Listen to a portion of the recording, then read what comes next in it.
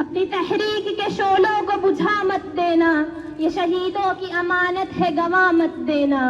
اپنی تحریک کے شعلوں کو بجھا مت دینا، یہ شہیدوں کی امانت ہے گنوا مت دینا۔ صبح صادق میں بہت دیر ہے لیکن ابھی عجلت میں چراغوں کو بجھا مت دینا۔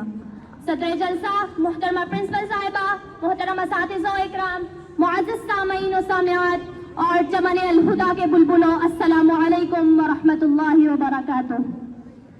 آج ہندوستان کی 78ویں یوم آزادی کے پروقار موقع پر جس موضوع پر لب کشائی کرنے کا موقع میسر ہے وہ ہے جشن آزادی۔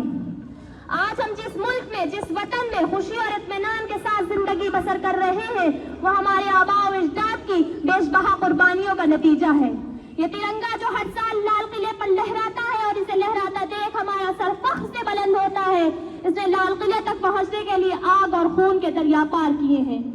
11 مئی 1957 در حقیقت نقطۂ آغاز ہے جنگ آزادی کا۔ جب یہ جدوجہد شروع کی گئی تو کیا ماحول تھا؟ اسے جانے بغیر مجاہدین آزادی کی خدمات اور ان کی قربانیوں کا صحیح اندازہ نہیں کیا جا سکتا، اس لیے تھوڑی دیر کے لیے ہم آپ کو اسی فضا اور ماحول میں لے چلتے ہیں۔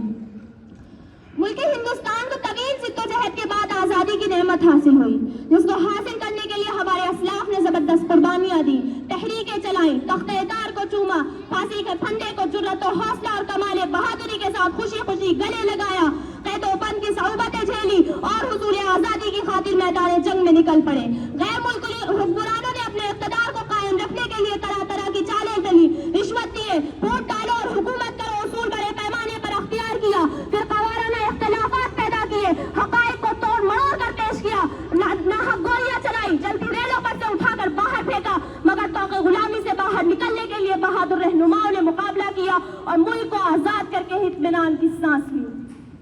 معزز سامعین و سامعات، آج ہندوستان کی تاریخ بول رہی ہے کہ ہندوستان کو آزاد کرانے میں ہر کسی نے بڑھ چڑھ کر حصہ لیا، خواہ وہ بچہ ہو یا جوان، ہندو ہو یا مسلمان۔ یہ وہی آزادی کا دن ہے جس کو حاصل کرنے کے لیے بہادر شاہ ظفر کو رنگون کی کالی کوٹھیوں کے پیچھے دھکیلا گیا تھا۔ یہ وہی آزادی کا دن ہے جس کو حاصل کرنے کے لیے رانی لکشمی بائی نے اپنی جان میدان جنگ میں قربان کی تھی۔ یہ وہی آزادی کا دن ہے جس کو حاصل کرنے کے لیے گاندھی جی نے خود کو بھوک سے دوچار کیا تھا، اور یہ وہی آزادی کا دن ہے جس کو حاصل کرنے کے لیے جب سردار بھگت سنگھ کو پھانسی کے پھندے پر چڑھایا گیا تو انہوں نے اپنی زبان سے کلمات کہے تھے، اب بھی جس کا خون کھولا خون نہیں وہ پانی ہے، اب بھی جس کا خون کھولا خون نہیں وہ پانی ہے، جو دیش کے کام نہ آئے وہ بیکار کی جوانی ہے۔ معزز سامعین و سامعات، اگر بات کی جائے اشفاق اللہ خاں کی تو 9 اگست 1925 کو لکھنؤ کے قریب کاکوری اسٹیشن پہ انہوں نے اپنے ساتھیوں کے ساتھ مل کر کے سرکاری خزانے پر حملہ کیا، جس کی وجہ سے ان کو فیض آباد جیل بھیج دیا گیا۔ لکھنؤ عدالت میں ان کے اوپر مقدمہ چلا اور ان کو پھانسی کی سزا تجویز کی گئی۔ اسی طرح مولانا فضل الحق خیر آبادی، جنہوں نے انگریزوں کے خلاف فتویٰ دیا اور ان کو بھی پھانسی کی سزا دی گئی۔ ان کے علاوہ دیگر رہنماؤں نے ملک کو آزاد کرانے میں اپنی جان کا نذرانہ پیش کیا، جن کو آج تاریخ سے مٹانے کی بھرپور کوشش کی جا رہی ہے۔ معزز سامعین و سامعات، ان کے علاوہ دیگر رہنماؤں نے اور سورماؤں نے ملک کو آزاد کرانے میں بڑھ چڑھ کر حصہ لیا، جن کا ذکر یہاں ممکن نہیں، اس لیے اب ہم اس شعر کے ساتھ اپنی بات کا اختتام کرتے ہیں۔ جب اپنا قافلہ اس عزم و یقین سے نکلے گا، جب اپنا قافلہ اس عزم و یقین سے نکلے گا، جہاں چاہیں گے راستہ وہیں سے نکلے گا،